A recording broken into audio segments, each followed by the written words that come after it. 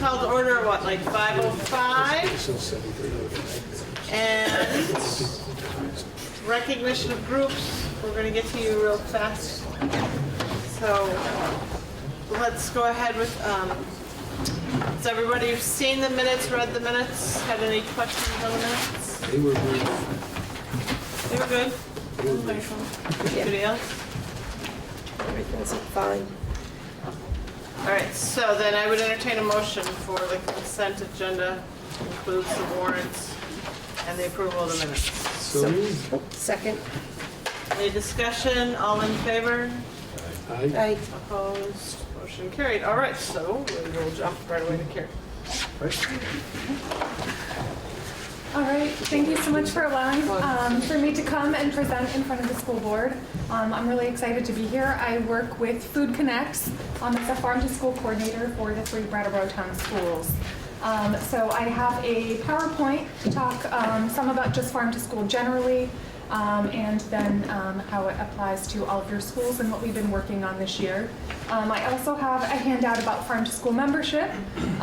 So Brattleboro Town Schools have done a great job in supporting the farm to school programs for quite a few years, and I'm here with the hopes that you'll continue to offer the same level of support for your wonderful farm to school programs. It's really great to see the level of support that's been shown across the board out here.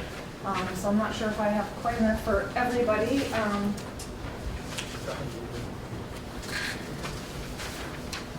Yes, we can share.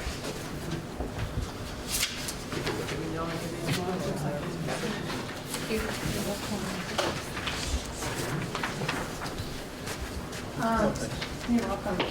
So the front just talks about farm to school membership kind of generally, and then on the back it talks about the different levels of support that you can receive from Food Connects, and the different levels of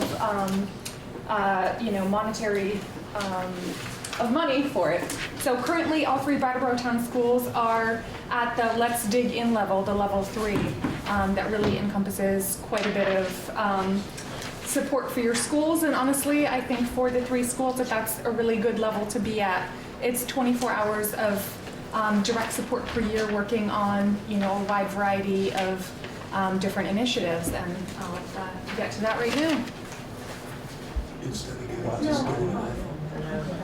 Okay. All right. Thank you, everybody. Sorry about that. So like I said, I am with Food Connects, and one of our big things that we strive for is having local food for all, but not just local food for all, healthy food for all. And I think that's one of the great things about the Farm to School initiative is it really works hard at making healthy food more accessible to all students. So Food Connects, our motto is healthy families, thriving farms, connected communities. And we work on trying to achieve that by connecting farms to cafeterias, classrooms, and communities in and around Windham County. We work with students, educators, families, and individuals. So I think I don't really need to be telling you about the community need and why this is so important.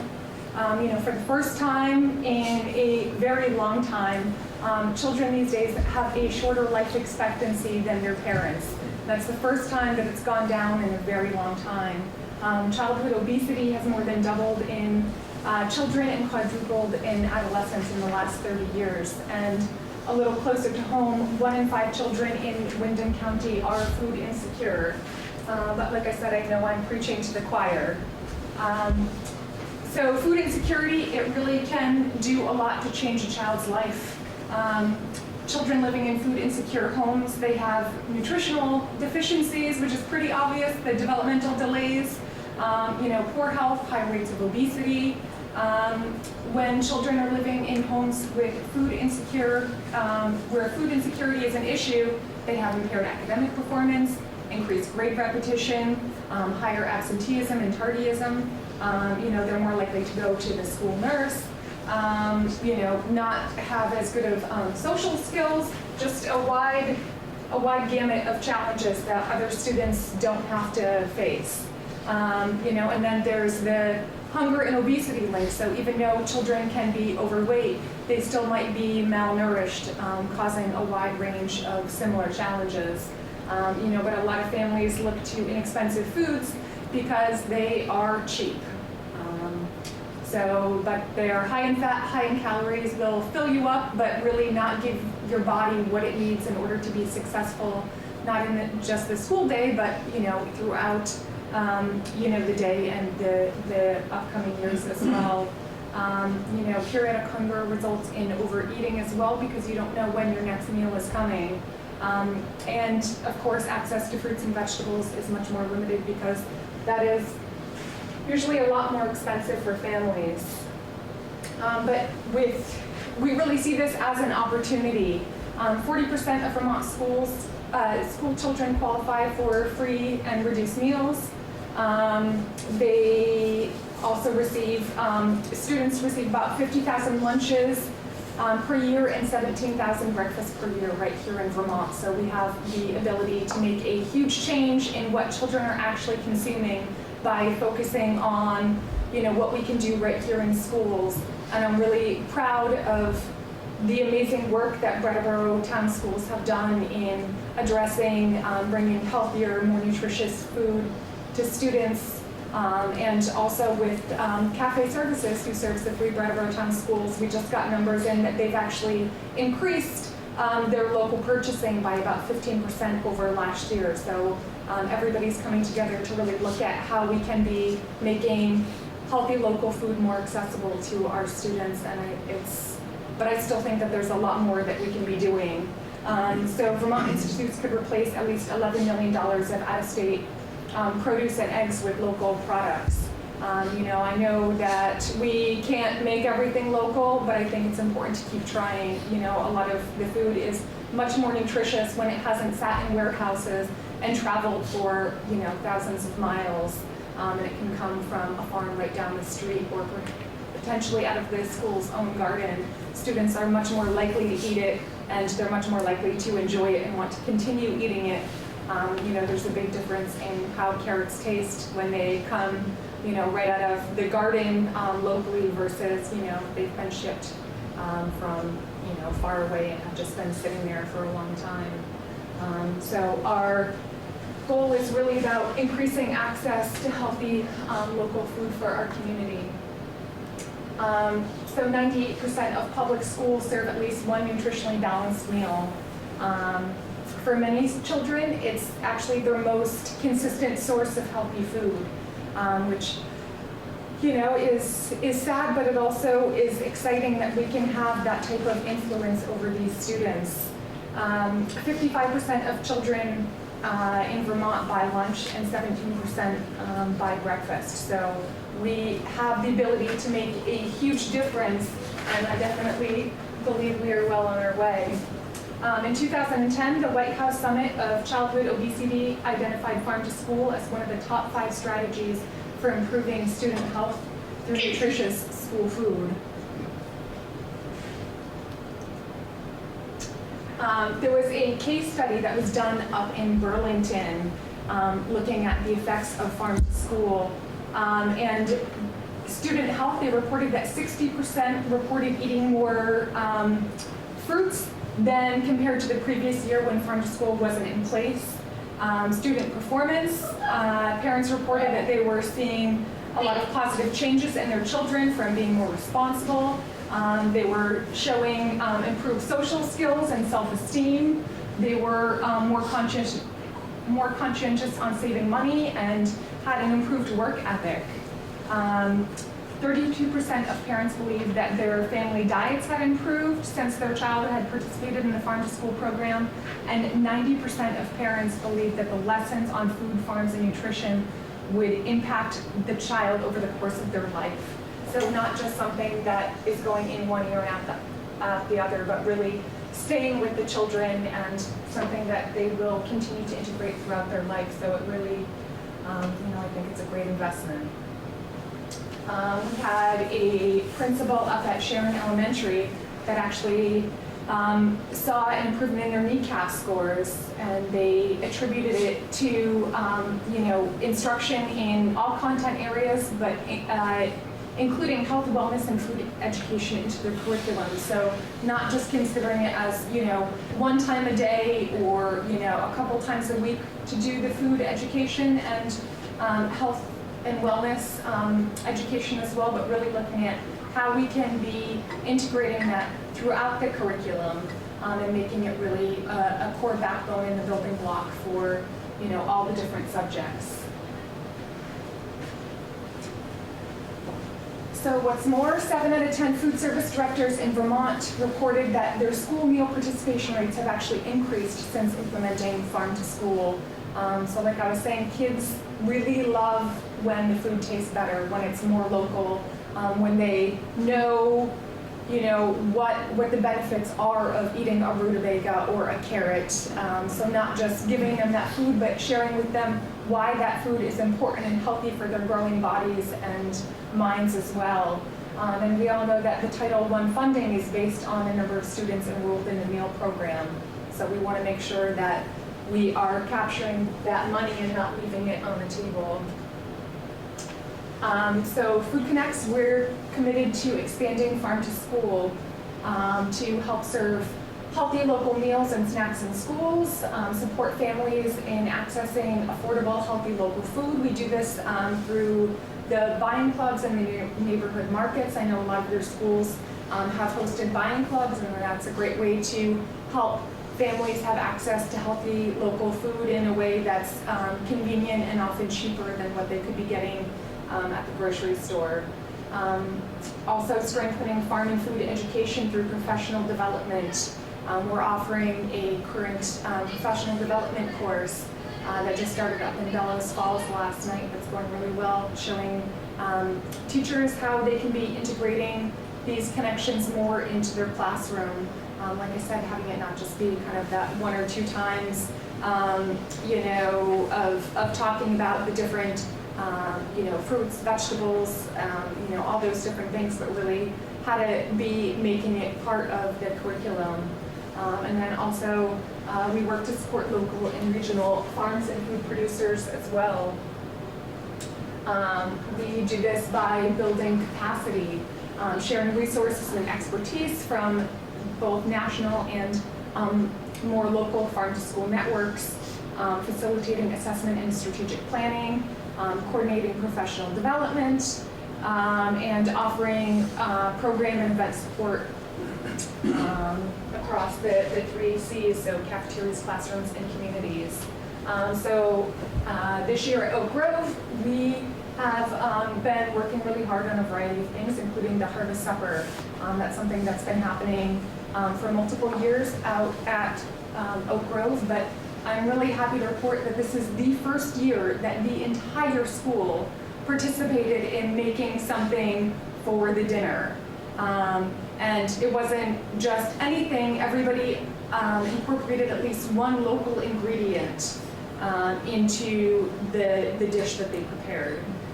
They worked with parent volunteers and Vicki Senni from the co-op, and Food Connects and Brattleboro Co-op donated the local ingredients to help make that possible.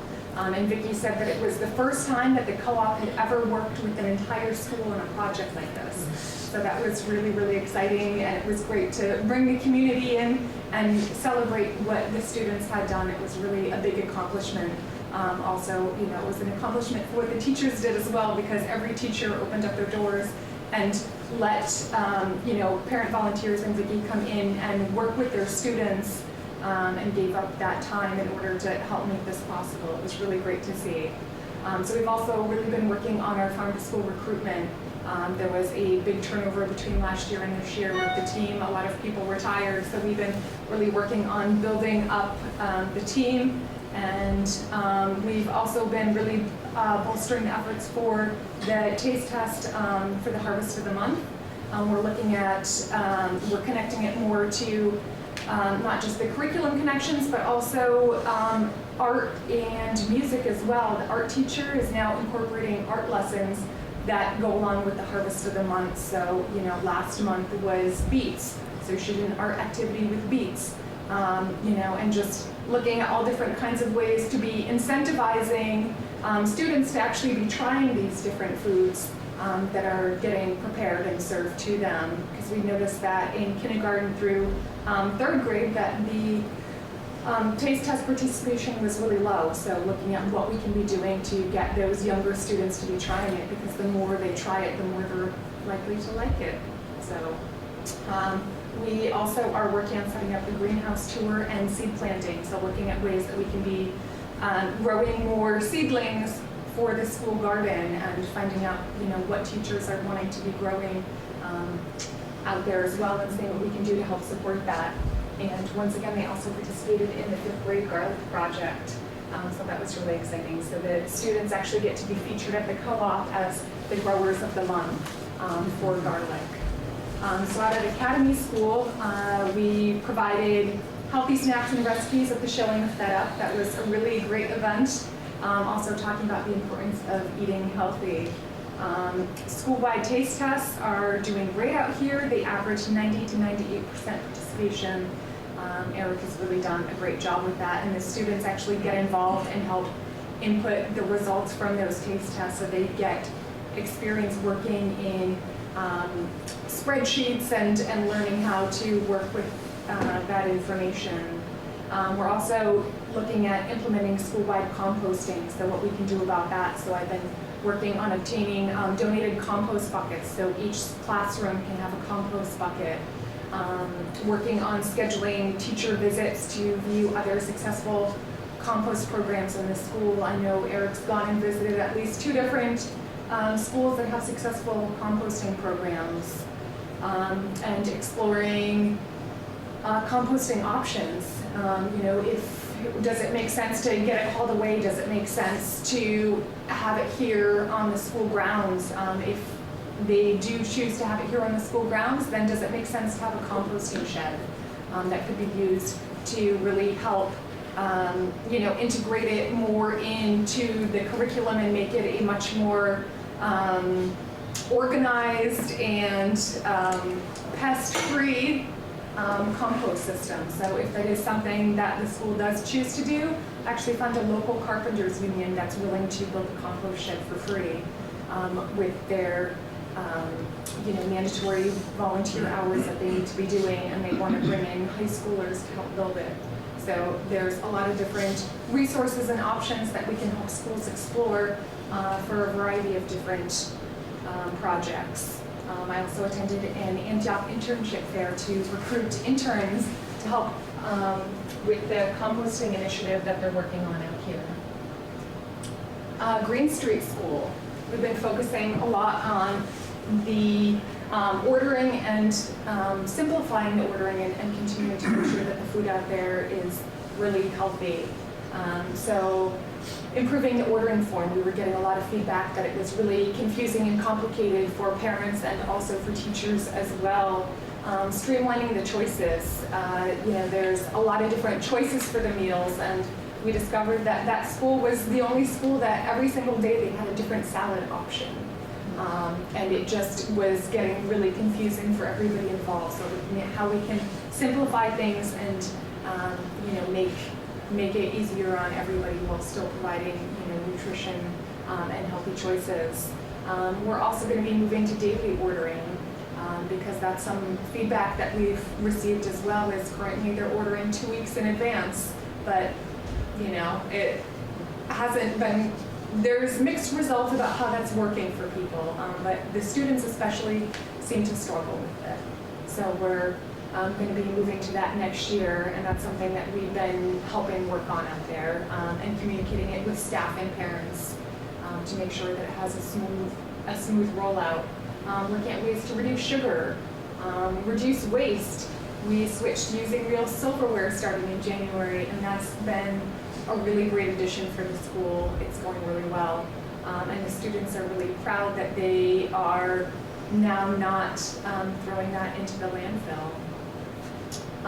Also, they participated in a calendar fundraiser promoting the Harvest of the Month. So I'm really proud to say that we were able to help this school have a healthy fundraiser that aligns with our values, and I know the values of Brattleboro Town School as well. So helping people think about eating more seasonally, locally, and also healthfully. There were, great recipes for every month regarding the different harvest of the month. So I know April is dried beans, and there's a delicious cookie recipe that has, garbanzo beans and, peanut butter in it that has just a little bit of honey in it, and they're really, really delightful. So, and they were using the money from that fundraiser to support their Healthy Snack program.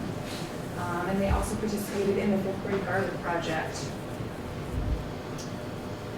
So the Farm to School membership, currently we have 9 member schools in Wyndham Southeast and Wyndham Central, and the different levels of funding. And the benefits of Farm to School membership, depending on the level that you choose to select for your school, there's a wide range of different things that we can provide for your school in terms of support and education. And all that is detailed on that flyer that I handed out. So I want to thank you for your time and open it up to any questions if there are any.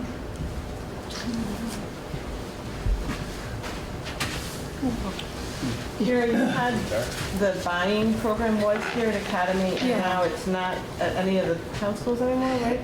It's at the Guilford School and also at BAMS. And that's it? Yeah, and it was just based on funding. For the volunteer, because there were a lot of people participating here. There I were a thought. lot, and last I heard, about 30% of the families that participated here have followed us over to BAMS, but we do wish that it had been more. It's had to do with funding, and it's kind of expensive to run just our time and busing things over and back and all of that. So when it moved, I mean, I was one of the participants, we never heard how to just start over at BAMS, really. There used to be emails weekly Yeah. that said, hey, go ahead and place your order. Yeah. We kind of got dropped, and people, I've talked to several people, and they're like, if we wanted to do it at BAMS, we don't even know how. Oh, I'm sorry So- about that. My It might help if you send it out Helen somehow. was in charge of orchestrating that, but I can reach out to her and let her know that she should Maybe- reach out to that maybe list send it again. again. Yeah. Yeah. thank I've you heard for- from a couple parents recently that they would participate, but they haven't known how to get back in. Okay. That's good information for us to know about. I apologize. Could you just update us, the board, on the after-school meal program? Sure. That's been going really well. So through my work with the supervisory union, we've been running the after-school meal program at the 3 Brattleboro Town Schools. And the numbers have been really, really quite high at most of the schools. Some days is better than others. I know Oak Grove has, a day every now and again that's a bit lower just based on the number of kids that are participating in the after-school programs. But I know, like Academy and Green Street, often, they're serving, 50 plus meals a day to students.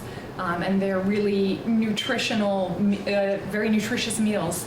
We get a high reimbursement from the federal government that allows us to be providing a full meal to students after school that are staying to participate in activities. And so how do the kids choose, or who decides which kids can get it, or? So it's available to any students that are staying after school. So here's a little anecdotal one. I asked my daughter if she's eating this when she's here for programs, and she says no, she knows nothing about it. Really? Do you know what program she's participating in here? The violin program? Violin does not participate. So is that a choice from the violin program maybe, because the food is not conducive to violin Exactly. string? Because, yes, we actually tried it originally with violin, and it was problematic for them, and it took too much time out of the lesson. I can see that. But all of the students, before they go into the individual class, they go into the gym where the food is served, and they start there. Violin's an exception now because chewing, drinking, consuming a meal was a hindrance to to them getting going.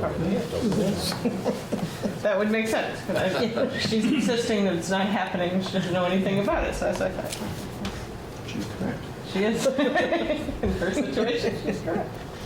So the 3 schools are participating either 3 or 4 days a week, depending on what after-school activities they have. And then there are times where it takes a break if the after-school programs are also taking a break as well. And what would be a normal meal in that? It could be, I think yesterday there was, a ham and cheese wrap on a whole wheat wrap with carrots, apple, milk. That's one example. It could be, cheese and crackers with fruit. I mean, it has to be a full meal, similar to lunch. Pretty substantial meals. It's not like a little snack. No, we get good reimbursement. I mean, schools do have the option of participating in an after-school snack program, but the reimbursement rate was only 82 cents for that, and honestly, the food was not all that great and not a lot of variety, which is why we started looking into the after-school meal program, because we're also hearing that teachers were using some of their own money to have snacks for kids because they were still hungry. So we are reimbursed at a rate just over $3.20 per meal served. So we're really, and that's the same as for the lunch program. So we're really able to serve much higher quality food and, a decent amount of it. So hopefully, even if students aren't getting that dinner at home, or if the dinner isn't so well balanced, it gives them that extra boost in nutrition that they need before they leave school. So the thinking was with the numbers of participants and the number of federal reimbursement money, that it was cost neutral. It wouldn't cost the district anything. I think that's our projection. Yeah, we're still working out some of the details from the first couple months of trying to, reduce the amount of leftovers. It's really hard to judge, how many students are going to be participating in the after-school meal program. First it's hard enough to figure out the number of kids that are actually going to show up for the after-school program that they might be signed up for. But then of those students, maybe not all of them are actually going to take the meal. So we're, working on trying to, reduce any leftovers that might be there. But, it's something that we're actively working on. And the amount of leftovers, I think, is going down. So, yeah, it's a great program. Great. Any other questions? Thanks for updating us, and thank you for the work so that you much. do. Before we sit back down, shall we just wander to do the tour? Just go right into that? In a minute. Gonna walk to the classroom here. You want to go first?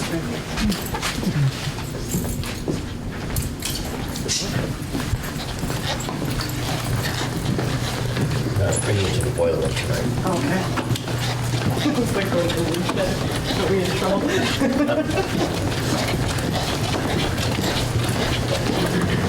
Not that bad. Put in the ventilation. Oh,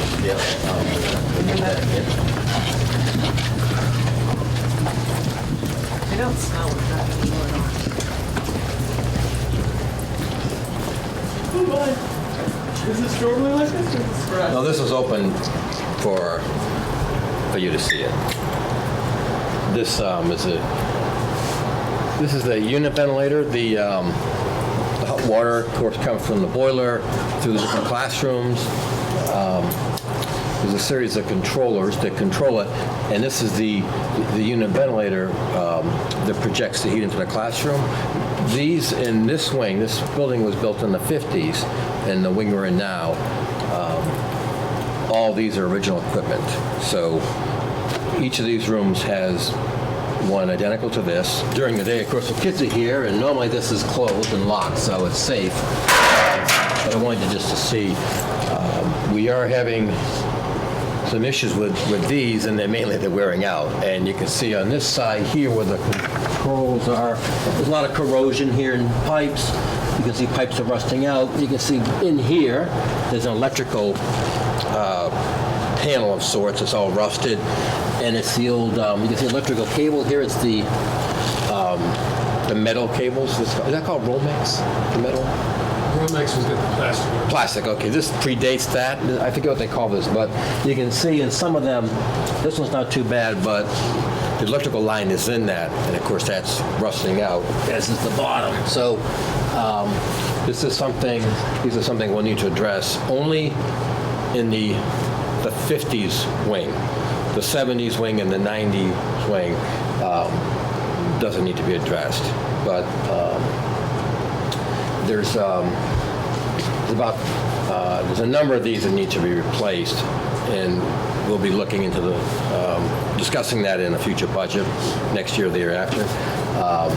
But as near as I can tell, these run around $10,000 a unit. If you buy several, if you buy, the more you buy, the cheaper per unit they are. So piles and more. Yeah.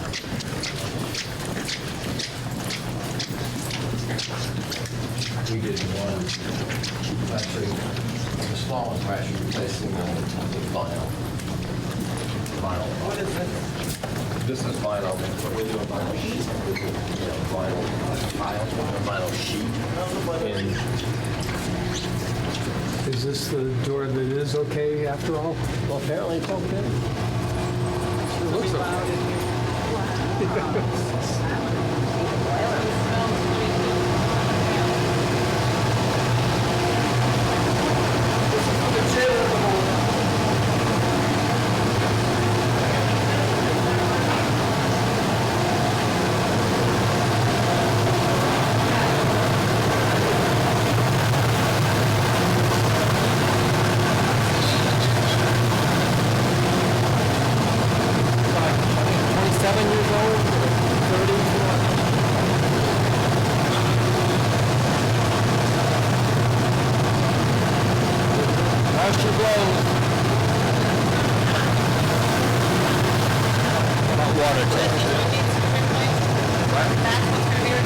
Yes, this is scheduled to be replaced this summer.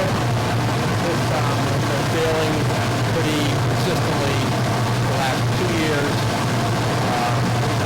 Quite a bit so far this winter, so it's scheduled to be taken ripped out of here to replace with pellet and grills.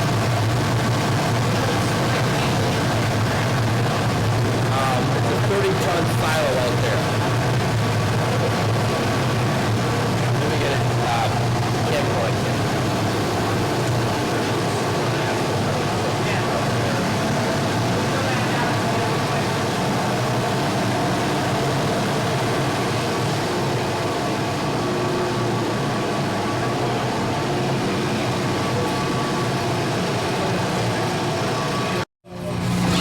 There'll be any asbestos issues?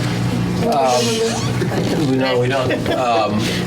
Last summer, we did get it tested, and there was a little bit of asbestos remaining. That's since been taken out. The only question is there any asbestos inside the boiler itself? And they won't know that until they start tearing it apart. So there could be some inside of it. But if there is, it's fairly minimal. But it would be abated in the appropriate way. Right. I'm just thinking with costs, because then your cost goes up as well. Yeah, we're not looking at a huge cost if it is, because it would be contained in the boiler. Okay. That's all I had on the tour. We don't have many. We don't have anything. Any big ticket items in this year's budget because it's all going into the boiler. And that was last year, we already approved it. Right. When I was in that class, I did want to show you, go in here and show you, this came up yesterday. This building is about 55,000 square feet, and it's a non-insulated building. There's no insulation in this building. And you can see the square footage that is glass is really significant. And every classroom is very similar to this, that about 3 feet up is all glass. So you have single pane glass windows, and then we have this glass block. All this with the numbers on them is just glass block. Every classroom is built like that. Great for natural light. but not great for retaining heat. And there's no insulation above us. There's a rubber membrane and ceiling tile. It's a flat roof. There's really no space for insulation up there. So, question came up yesterday about the heat, about the new boiler and the BTUs needed for building this size. And more BTUs are needed for this particular building at 55,000 square feet, just because of the fact there's no insulation, and it's all single pane glass. So, and that would be something to consider for a future bond vote, perhaps, to address the windows in this building. But that would be a substantial. It'd be cheaper to drop the ceiling and put some insulation up there than to do the windows. More effective, too. Window quilts you could put on. Well, They cost as much as a window. whatever the options are need to be explored, but they're not inexpensive. Where's Jen? Do you still have snow coming through your glass block, or that's all fixed? So what Andy was saying with the glass block on is single pane windows, wood pane windows, so yes, with the wood. You do still have snow? No, we've sealed everything that we possibly can with this heavy previous. Yeah. We have the same addition upstairs at the club. So, and we did an engineer study, which I'd be glad to share with Andy, but costly is exactly the right way to describe what it would take to get that repaired.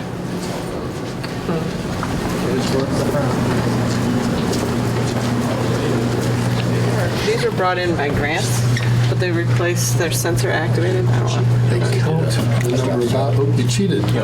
But it counts the number of bottles that you didn't use, the plastic bottles, because you can refill them right there, and so then kids just, they're in the high school. Okay, so, we're ready?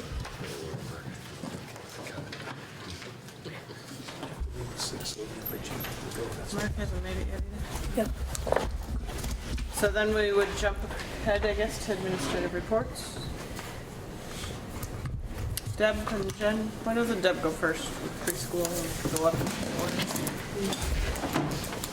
We're still looking for new policy council members. We started our new group with a light number, just have actually one or two new parents. So we're looking at why that might be. We may need to change the time of day that we meet or the day that we meet. But the staff are out talking with parents to find out what the challenges are. If all goes well, we will be opening our early Head Start classroom in Westminster on February 17th. We have a meeting with our state licensor next week, and hopefully that will be a positive experience, and we'll get the green light to start. The site looks beautiful. The Brattleboro Rotary Club painted for us a couple of weekends ago and did a beautiful job.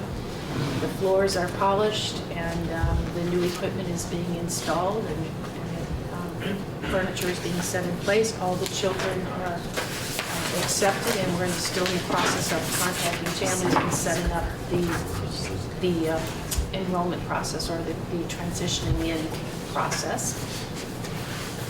And we are, just a reminder to the board, we are only providing transportation in Westminster. We eliminated the Brattleboro site transportation last year. And on the Brattleboro side of that conversation, we took a look at the statistics yesterday. We did a whole graphing of comparing attendance to when we provided transportation in Brattleboro versus when we did not. And the trends are basically the same. So we've learned that families have figured out ways to bring their children to school. That we are noticing, though, with the inclement weather and more snow, that their children are arriving a little bit later. We have a lot of folks who are walking to our Canal Street site, and we're working with the town on getting those sidewalks plowed, because at the moment they're not being plowed. So that's a task that I will be pursuing. On the Westminster side of transportation, we've had some loss in the number of bus drivers, and we are only operating with one bus driver, and we are hoping to kind of fall into the folds of the contract that the school district has with First Student, and they would be taking over those services very soon. We're pretty excited about that. We can take our attention away from managing the transportation services internally and put it more on the other things that we do, and let the experts be the ones to provide the transportation. Were they able to maintain the same drivers and monitors? Was that a concern? They are having difficulty finding bus drivers as we are. So I don't know how that ultimately will play out. But we are having conversations with them about taking this over. And then we are looking forward to our new funding year, which begins March 1st. We still have not received the word from our federal office, but we're anticipating that it will be a go. And at the end of March, there will be a constituency of about 10 folks from EES, and 3 of those 10 will be our partners, Westby, Brattleboro Nursery, and the Spouts Program, sending representatives to the National Head Start Conference in Washington, D.C. So that should be really exciting. And on this past Friday, I attended a meeting in Barrie with the Department of Education and the Child Development Division around Act 166 and how that money would be available to Head Start programs. And we are in some pretty deep conversations about how that looks. And in the same vein, the pre-K, the federal pre-K expansion grant money targeting 4-year-olds. We're still waiting for the legislative approval, and then hopefully we can begin to think about that for a September rollout. Deb, do you know when you think you're going to hear back on the grant? Well, the absolute drop dead date would be February 20. I think this is a leap year, 29th, because our new year starts March 1st. We've already had some preliminary back and forth. I anticipate, because this is a new process, it's a pretty heavy, it was a 5-year grant, as you know. And I've heard from my colleagues that there is a lot of exchange back and forth during the period just leading up to the approval date. We've had one initial response from the regional office that was pretty minimal, so I'm expecting that might be more heated up in the next couple of weeks. Okay, so I will pass out our data for Oak Grove for the month. You'll see on here we are about midway through our winter sports program. Our snow day happened on our last winter sports Tuesday. So yesterday, we decided to do K through 6 and have the whole group move at once. It was different for Oak Grove, in part because we didn't quite have enough people to really be everywhere at once from staffing, but it worked out. It was just a really great experience. So we're moving into the second half of our winter sports with our youngest group going. So great participation there. You'll see that, I believe, I should look at my data, but that our free reduced lunch is ticking up again. We're back to 57%. We had another student move out. Next month, my numbers will go back up because I've had 2 students move back in. So I mean, we're in that constant flow of up and down as kids transfer in and out of our town. So while you absorb that, I'm sure it's been mentioned before, but just to publicly thank NEYT for the work they did with our Town School Theater. I had an opportunity to go to the show over the weekend, the last weekend it was here, which was 2 weekends ago. And it was just fantastic and really something that the 3 of us are going to be working more with New England Youth Theater to continue the program next year. Just such a delightful for performance and just so beneficial to our kids to see them try new things like this and be part of the town. So I'm sure we've all talked about that. I wanted to share with you, so I mentioned at one point, we have a math task force, which is a teacher-directed committee that looks at math instruction and helps us look at our current programs and then, how many I have? Okay. Looks at our current programs, what we're teaching in the classrooms, helps us align our math instruction with the Common Core, provides support for one another with rubrics, and works with Paul Smith coming in, just really looking at our math instruction on how we can best provide the best instruction. Eric Tuma, our fourth grade teacher, is a VMI graduate, Vermont Math Institute graduate. He facilitates Math Task Force. So this is an example. At one point I mentioned that we create a problem of the month. So this is our current problem of the month, and I thought, oh, the board might be interested in seeing this. So all of our classes are introduced to the problem of the month, and you'll see that there's level A through D, and all students have access to the youngest to oldest. But by the time you get to D, things do get a little more challenging. So we've been able to do this as a staff. I thought A was pretty challenging. Okay, what grade is each one supposed to be? Do you want to know? Yes, I want to know how bad it is. A is K to 1, and then it becomes more of a range 2 to 4, depending on the level. And then C is 4 through 6, although we have 6th graders doing level D as well, and challenging. And that's not to say, so if there's a 1st grader who's doing, they might do level B, they might do A and B if it's a really math proficient child. So it's really fun. We've used it as a classroom activity, but then also we send it home with families, so parents like to do level D, and so we've been really promoting that, and then we're posting the answers on a bulletin board, and currently figuring out how we're going to work it into, our all-school SENG meeting once a week. And if you were interested, I did, what also comes with it is this hefty explanation of everything and the mathematical concepts. So I brought a copy.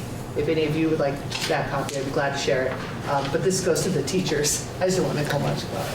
So just really neat teacher idea, community building.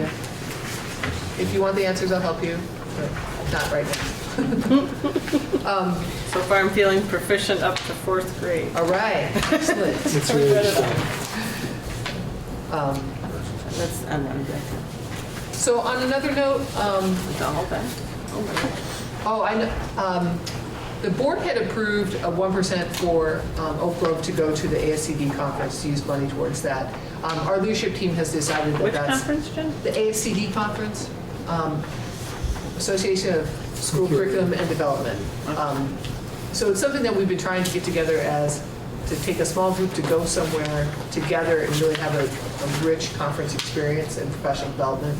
The board approved $1,300.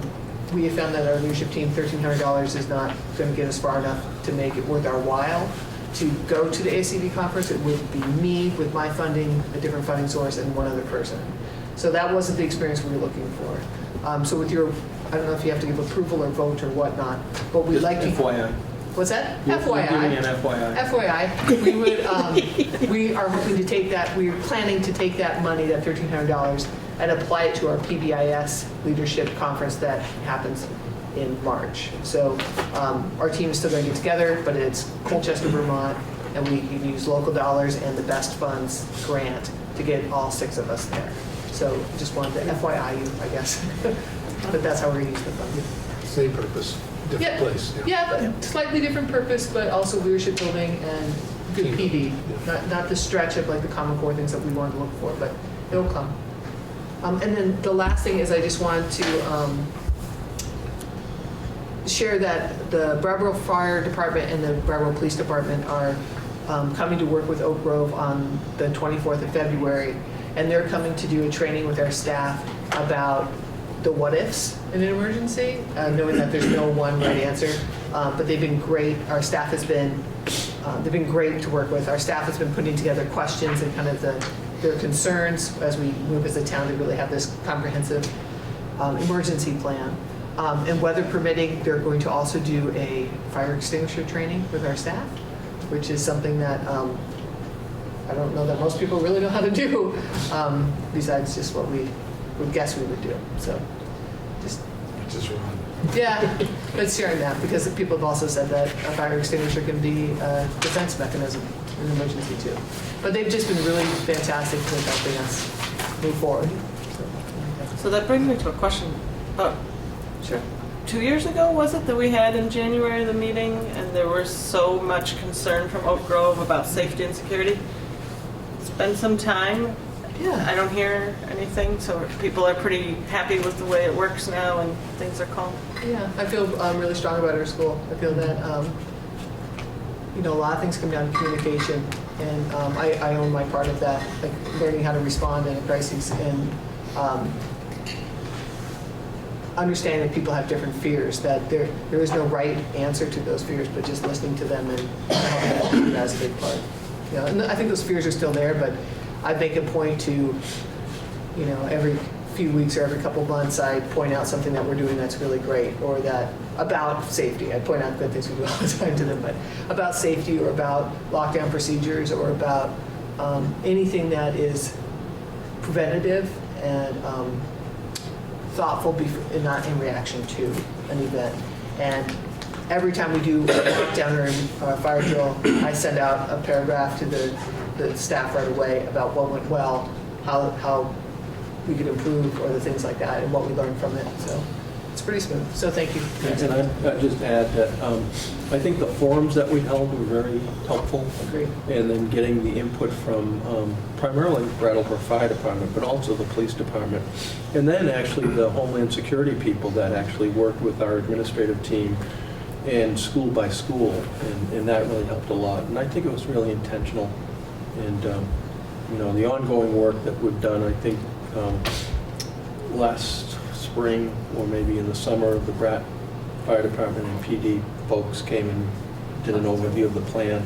I mean, we're constantly looking at that, and not only as a leadership team with the town officials, but also school-based crisis teams or safety teams. Excuse me, I have to go, but I'll watch the TV at least. Catch up. So David, we're going to confirm that as we had planned on our work sheet, work plan, that we are not meeting second meeting in February. Next time, yeah. So the next meeting would be March 4th, so I just wanted to get that to you. Right. Thanks. Okay. And then we can confirm that. So this is good for you. Mark, There you go. here we go. Color. Love the color. Keep one. Actually, put one out. So as those are From Mark, he's going to give you a being distributed, just I'd like to point out that our Dave's second over there too. session of after-school tutoring will be coming to a close next week. We've had 45 students participating in that second session, which has been really great. You can see the correlation with after-school snack, which Kira had presented earlier in the meeting. That's about 40 snacks, give or take 40 snacks average. So it's that we're actually serving the at supper. after school. Yeah. It's the supper program, Yeah. not the snack. And that's 3 days a week. We've been exploring ways to add organized recesses or organized programs to our recess. So we have just started a recess club in our upper grades, grades 3 through 6, where right now we are teaching basketball 2 days a week, and that's happening through our phys ed teacher, Chris Byfield, and our paraprofessional, Andrew Kavanaugh. And we are getting large numbers of kids interested in this program. So a couple of days a week, our gym is full with 2 full court games going. It's been a nice addition to our recess. And throughout the year, we'll change the different offerings. We have a jump rope team that comes in early 2 days a week throughout the fall and into the winter to practice jump roping skills. And it's getting to the end of their program, so they're going to be visiting some schools. They're going to be visiting St. Michael's School to do a performance there, as well as the Thompson House, and that'll be taking place this coming Friday. And then we'll hold an all-school assembly on Monday afternoon. They'll be doing 2 sessions, one for the younger students and then another one for the older students. But those kids have worked really hard. And again, our phys ed teacher, Chris Byfield, along with first grade teacher, Susan Johnson, who have been leading that program. This coming Friday, our student senators, I've shared this, but they'll be going to the food bank, Vermont Food Bank on Putney Road, to do some more research around the work they did with Project Feed the Thousands. Did you meet your goal, Mark? We did, yeah. And they'll also be doing some community service as well. Jen highlighted the town theater program. Just like to echo, it was really a great experience. And went to one of the shows over the weekend, and it was just really amazing to see our kids shine in that light. And a number of the kids from Green, it was their first experience in that type of a setting. So it was pretty cool to see a full house on a Saturday matinee and these kids getting that kind of attention and feedback. Upcoming PTO meeting was snowed out on Monday, so we'll meet next Wednesday. And a large focus of that meeting is going to be around the beginning stages of planning our third annual Tulip Trot run, which we've established a date. That'll take place on May 2nd. So there's a lot of work that goes into that, and a lot of it has been started, but we'll be coming together as a group next Wednesday. And then today marked our last day of winter sports of our 4-week program. We've kind of really lucked out in terms of snow days occurring, and then the following day, winter sports day. So we've had some good, fresh snow for our skiers and cross-country skiers this year. So that's been really good. And tomorrow, our band students will be performing a school sing.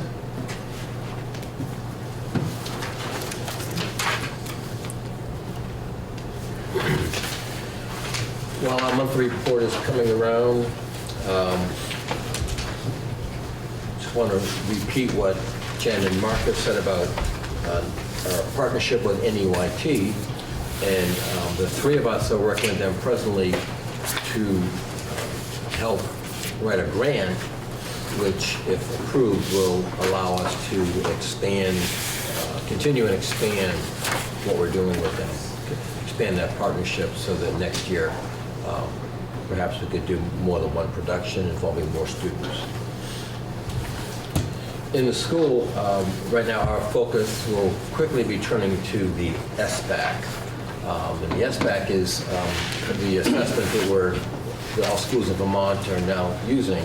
It's replacing NECAP, so it's what will be testing students as they tested on the Common Core.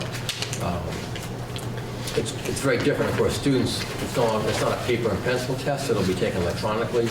So all of our students in grades 3 through 6 will be taking that assessment sometime between, I believe, March 16th and early June. So Jen and I are beginning to create the schedule within the school.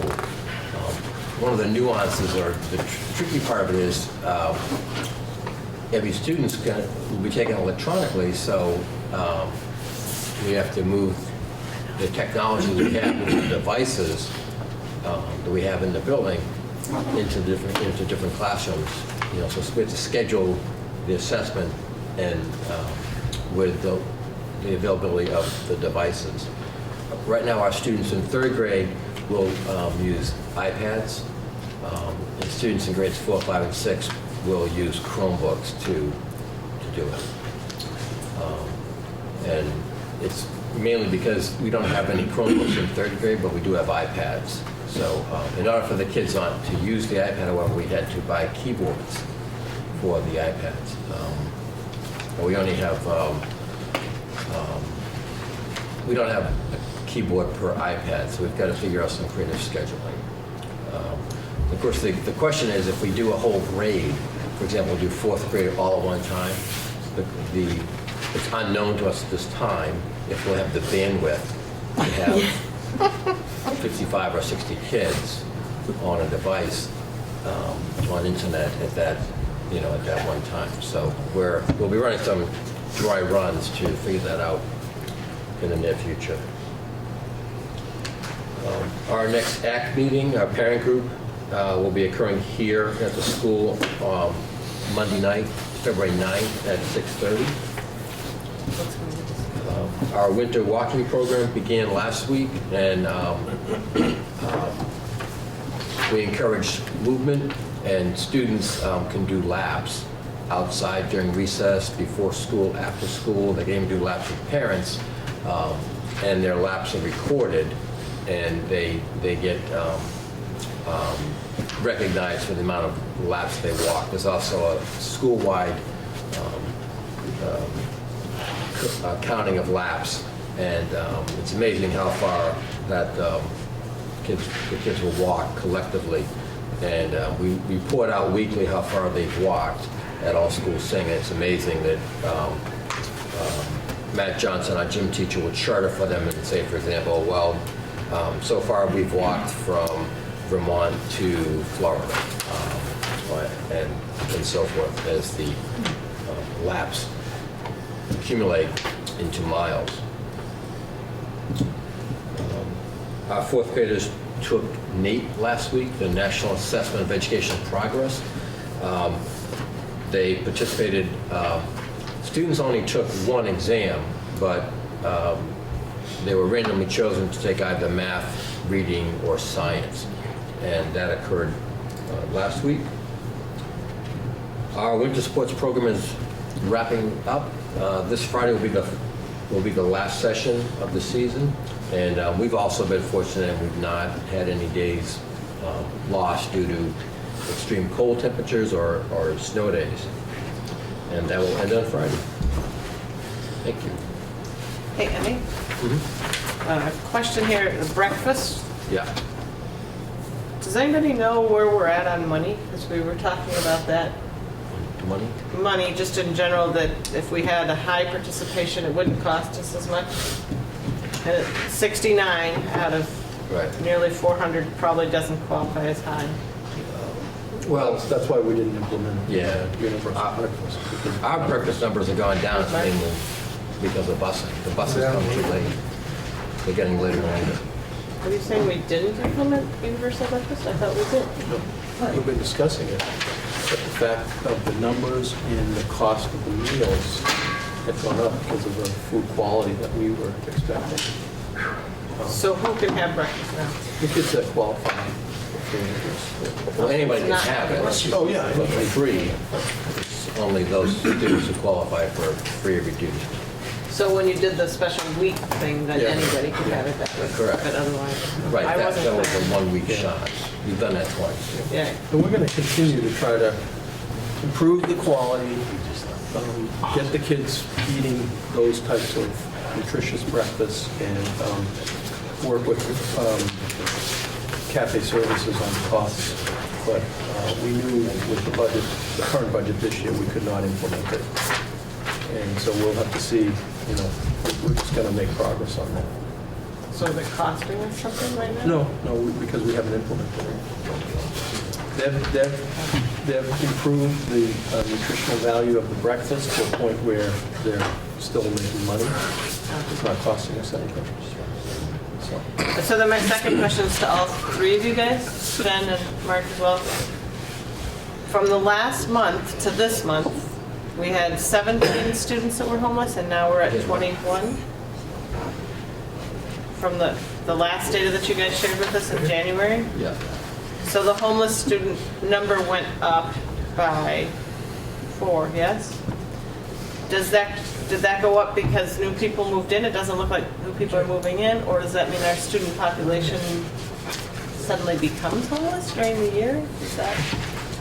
Both are true, but yeah, that does happen. Families lose their housing. Projected. We have families that go in and out of homelessness throughout the year. So the number fluctuates all the time. I want to be clear. There's also there's limits to how long you can be homeless in a particular place. And I think the shelter is 45 days.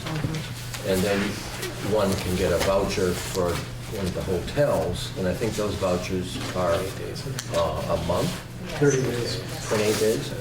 But I So, thought those still counted in the homeless. If you're living in the hotel, they're still in our homeless yes, but what I'm number. saying is and there's a cap on how long you can stay at a hotel.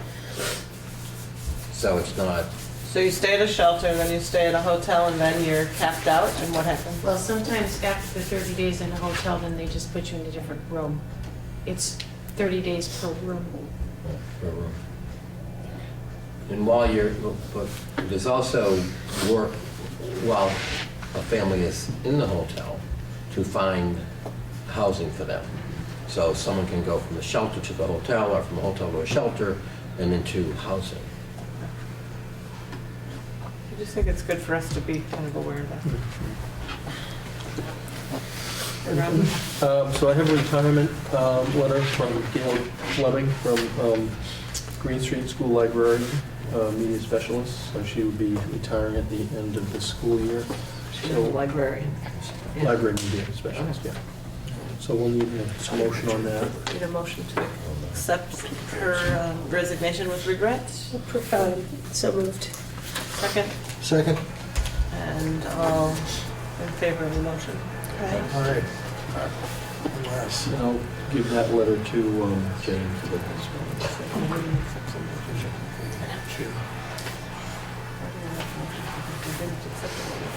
Or not.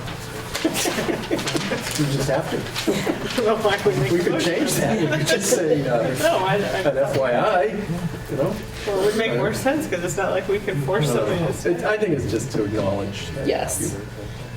Okay. Just a curiosity. Yeah, that's a good question. That's a good question. Because we've always done it. Change up. So I have just two brief reports, and I want to spend a little time on the latest parent survey results that we received. We just went through a 3-day federal audit for our Title IIA professional development funding. The federal audit is conducted by the Agency of Education staff.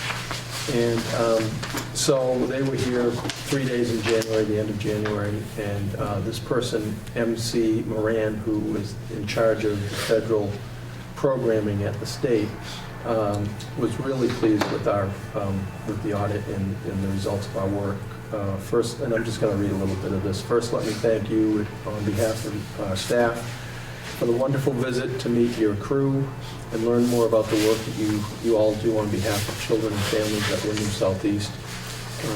We'll be getting a final draft report by the end of February, but I wanted to let you know, take this opportunity to let you know that it was a delightful visit on many levels.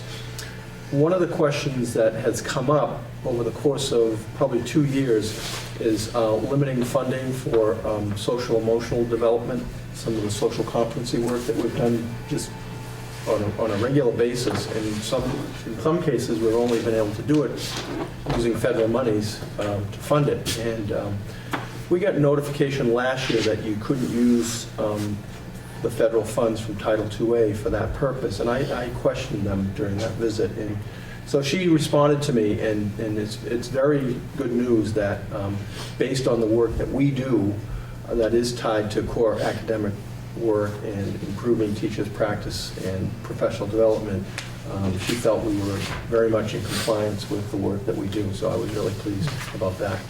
So I just want to credit Lyle Holiday and Paul Smith for organizing the visit and the work that they do. They met with all of the school staff, academic support teachers, because that's really the group that's primarily of interest of this audit, and the principals that do the work and supervise the staff. So I was really thrilled with the exit interview that we had with the team. They were very, they talked about Wyndham Southeast as a pilot or as a model for the state. So we were all kind of like, what's going to happen? But it was really nice. Is this an annual audit? No, I think the last time they were here, it was probably 4 or 5 years ago. A lot has changed. So, and things changed with the regulations, and a new person was the head of the state enforcement, if you will. and I was worried about some of the interpretations of the regulations, but really pleased with the results. The other thing that was sent my way is about Oak Grove with the PBIS training. And this first quote comes from Marissa Duncan Hawley. I want to give Jen a shout out and Jim Olson and the faculty at Oak Grove for their PBIS implementation. Ken Cranberg, he's a consultant from the state that works quite directly with our schools. He's kind of like the PBIS guru. Ken Cranberg and I did a PBIS benchmark evaluation Thursday. Oak Grove team created a strong implementation plan for PBIS practices in the school. Every employee and student I spoke with knew the PBIS guiding principles and emergency plans. It was great. And then Ken adds, it was a pleasure to visit your school last week. Attached to the results of the post-rollout assessment, you received a score of 93 and hit 100% on Part B, which I'm not quite sure what that really means, other than he says the teaching and learning expectations. Overall, an excellent score. You've done an exemplary job in implementing universal PBI practices. So that was nice to hear too. And I think it makes a lot of sense for your professional development group to go to the PBIS, because there are, as you know, there are some areas that you can grow on. So, but that was also nice to hear. The last thing I wanted to share is just a couple of pages from the most recent parent survey that was conducted during the parent conferences, whenever they were. And I only copied 4 pages because what I like to do is have Bryn Tucker do more of an overview in the March 4th meeting. But I'll wait until they come around. This is the aggregate of the 3. Yeah, the 3 schools. And so on the cover page, related to academics, overall score, 4 is the maximum. The column on the left of each 2-column series is the most recent 2004. So I think in all of these cases, we all had good numbers anyway from last year, but they're actually improved in this year. The next page, academic questions. It doesn't show up that well, but the bottom 2 columns, the lowest column, the lowest graph would be 4s, and the next one up, where like under number 1, my child is receiving the academic support she needs. That 100 are 4s, those are the number of respondents, and then the 45 are 3s. So in that case, nobody is really 100% results. The next column, my child receiving quality school education. So again, 3s and 4s, and then the next level would be 4 people, indicated that it was less than a 3 or a 4. So you can see that along the way that it's really, really impressive results from parents on academic questions. And then school safety, really strong in terms of the school provides a safe, positive, respectful, supportive school culture. Mostly 3s and 4s. There is an effort to help students to be kind, thoughtful, respectful, safe, responsible, and cooperative. Again, just about all 3s and 4s. There's a clear core values and beliefs adopted by my child's school. Again, very high. Discipline seems fair and consistent. So that's a little bit different in terms of less 4s, more 3s, and I would have expected that. And then the last page, the community questions. I feel welcome when I come into school. School community is responsive to parental concerns, questions at the school office. School community is responsive to parental concerns, questions with the principal. School community is responsive to parental concerns with the teachers, and the counselors, school nurse. Last one, there's a variety of opportunities to be involved in my school, or my child's school. So really good results. So, Ron, basic question. I don't remember. 4 was I absolutely agree, and 3, Yeah. what did it say for 4 and 3? I think it's strongly agree. Ah, yeah, Disagree, strongly agree. strongly Okay. disagree. So really, 4 and 3 are pretty similar. Yeah. So we'll get more of a detailed overview, and I think it's important that you see that at the beginning of March, and I know we will incorporate much of those results into our school information meeting on March 18th, when we share that with the town meeting reps. And that's it for me. Okay. I think that leads to you, Mark.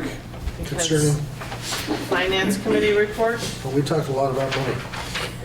Good. Were we getting lots more in and spending nothing? Is that good? No, the Finance Committee meeting tonight was the WSEU Supervisory Union, and it looks like a very modicum of an increase overall, and our percentage contribution to that is, my apologies.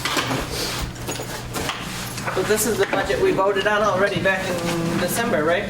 Yeah, yeah. It was this.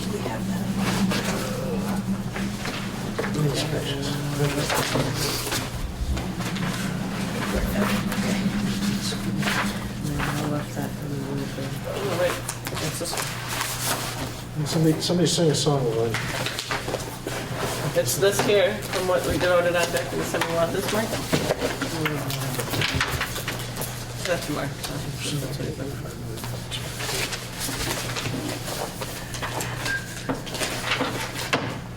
Well, No, that's not the one we did. actually, while you're looking, see if there's policy council. I think Deb already pretty much went through that. Energy committee's also marked. Diversity, is there anything? We're trying to organize a district-wide parent meeting or night on kind of a poetry focus in April. So I'll have more about that as we get closer to it. Okay. So Up to then, Joe? Mark, really, it's all up to you. All right, it's all up to me now? All right, we Yeah. discussed a budget for the Brattleboro Union High School of $27,888,000, roughly. The Brattleboro's contribution to that is in the neighborhood of,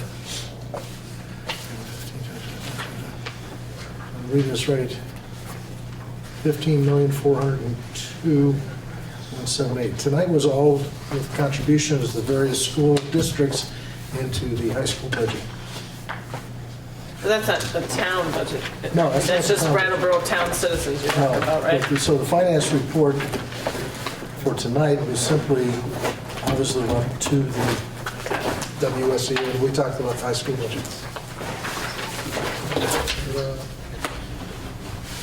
Well, we also talked about energy-saving initiatives, consortium of Vermont schools interested in group net metering, agreement to purchase solar-generated electrical power, clean energy development via opportunity pellet boiler projects, of which we are one, and hopefully a model developer agreement, of which we are a participant. So there were some spin-offs in addition to that. High school budget. All fun stuff. Energy committee as well. Did you guys meet? We did. We met yesterday. Oh, good. And we are hoping to have the bid go out by the end of February, or the request for proposals by the end of February. It's between the engineers and the designers as to the desirability of having 2 wood burners, 2 pellet boilers, and 1 oil, or 1 pellet boiler and 1 oil. And they're going to report back to us soonest. Because wasn't Right, it going Andy? to go out in January so that it could be done? Hopefully very soon, so they can get this bid out, okay? There's some discussion, in fact, there was a lot of discussion about the compatibility of control systems for the new wood pellet furnace boilers versus what is currently in place in Academy. So they are concentrating on, or we as an energy committee are concentrating on doing it right this time, because it is possible to serve as a model for at least 2 other schools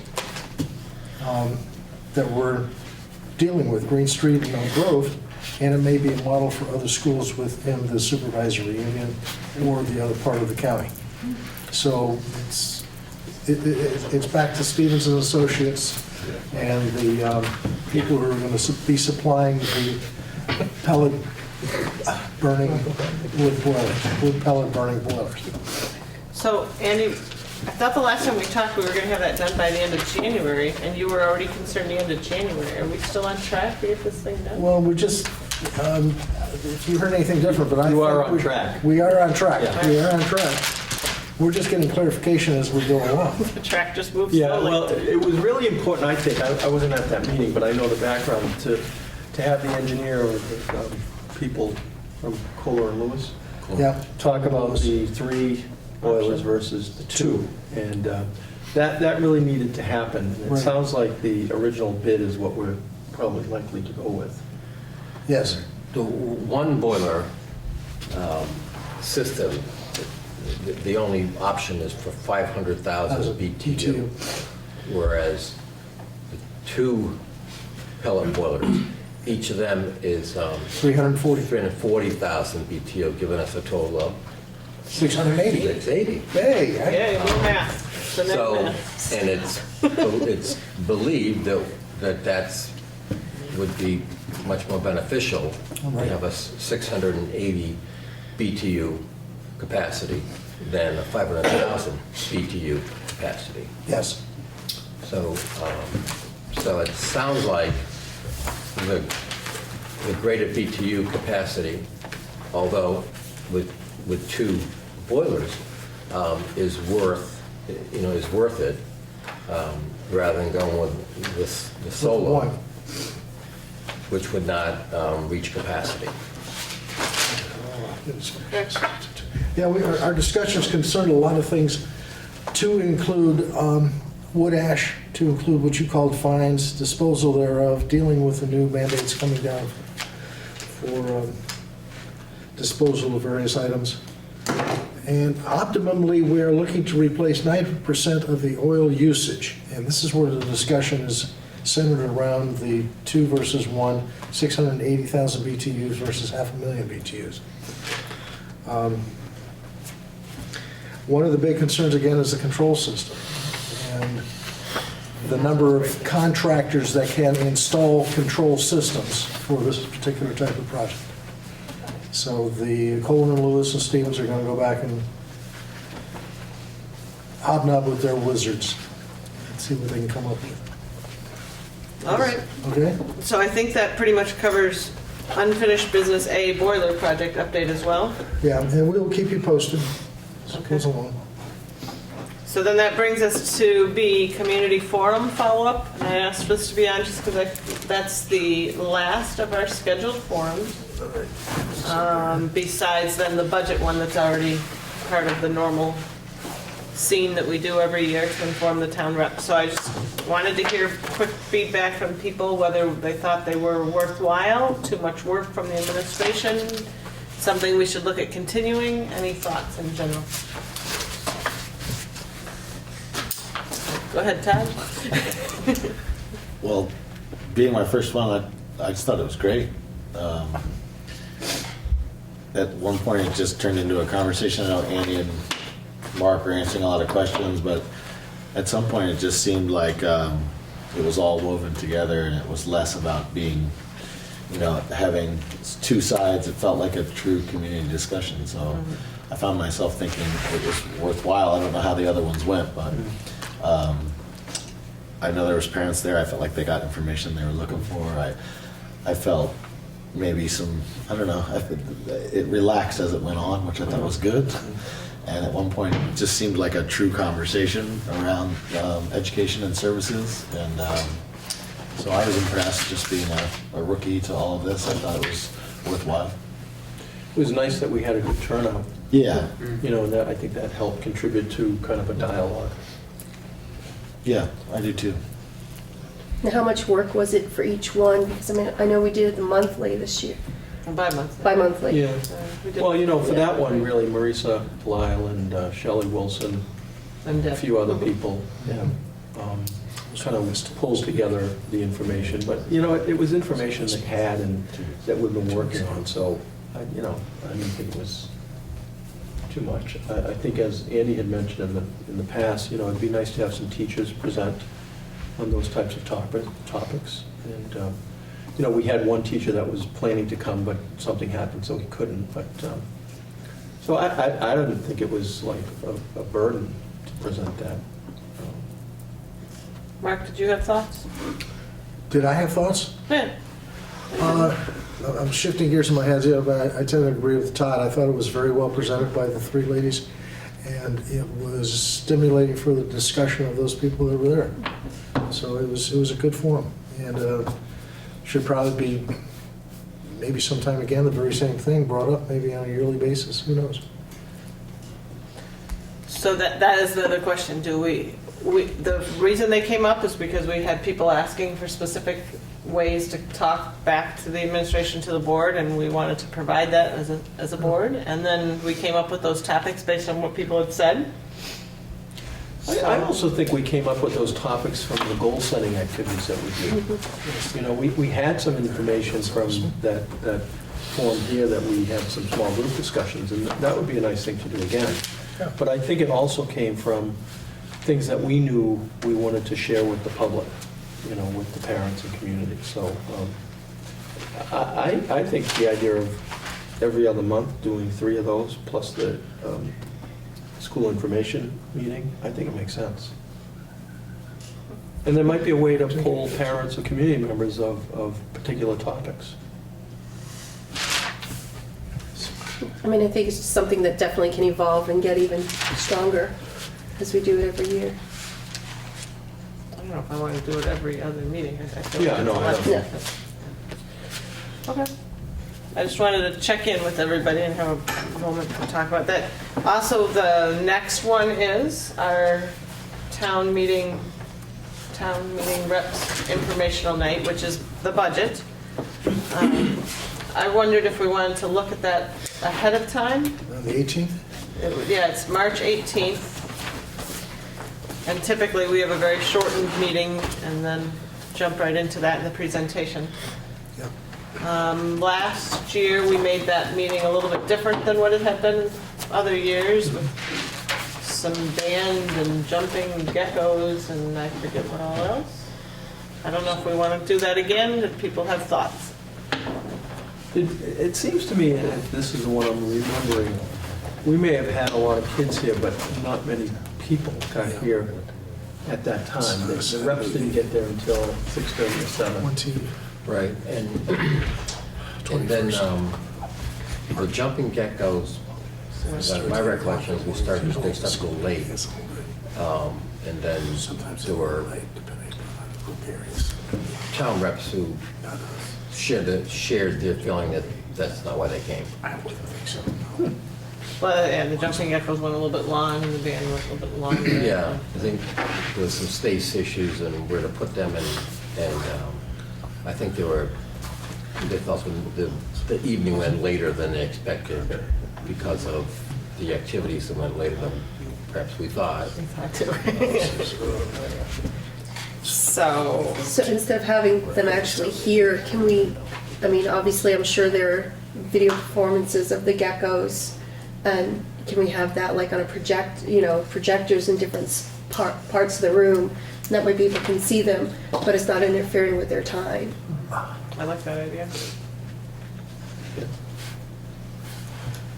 I think we've had that in the past, little kiosk areas where people have a running Well, either that or part of the slideshow. presentation. Yeah, and we will definitely incorporate that into the presentation. You can do the video clip right in the PowerPoint. Yeah. So We should use like March 4th and the time just to confirm. So we can just all think on that a little bit, because that was, can I jump ahead to that? The Yeah. next, it's not on here anyway. The next meeting, we normally have 2 every month, but it's in the middle of vacation week, so we were Yes. thinking we wouldn't do that. Sure. All right. So then our next meeting actually isn't until March 4th. Yes. So that, we'll talk about the town rep meeting, which would be only 2 weeks after that.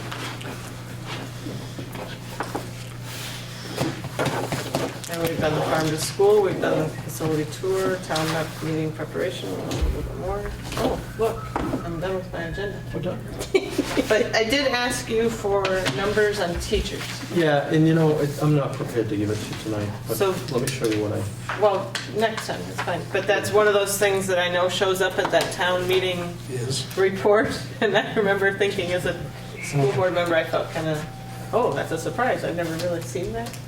yeah, Or broken out that way. I need to take a little time with you and just make sure I understand what you're thinking about. It's in the report that was in there last year. I mean, it was a number of, there's a total number of teachers by school, and I remember somebody in the audience or the town meeting rep saying some really good questions that I thought, oh, who pays for which one of those positions? Is it federal money coming in? Is it part of the town budget? So I just kind of wanted us to all know those numbers too before they, So just a quick breakdown, and I won't take much time, but we could leave it till next month if you want, or Well- till this other meeting, because it falls under the Yeah, meeting prep. okay. If you want to leave it, that's fine. Geez, so I don't have anything else. Anybody have anything else, Ron? We're gonna be early. no, we're on time. And I'm assuming that we have not had an update on the crosswalk because of the weather. I will follow up on the crosswalk with Steve. He loves seeing me because he knows every time he sees me, I have something to ask. I know I always ask that question, but And for what it's worth, part of the finance committee for the SU is going to switch so that I'm not double booked. At least for the summer, so the spring, summer. Okay, so I'd entertain a motion to adjourn. So moved. That's very entertaining, yes. Second, then Mark, is that what that was? Yeah. Okay.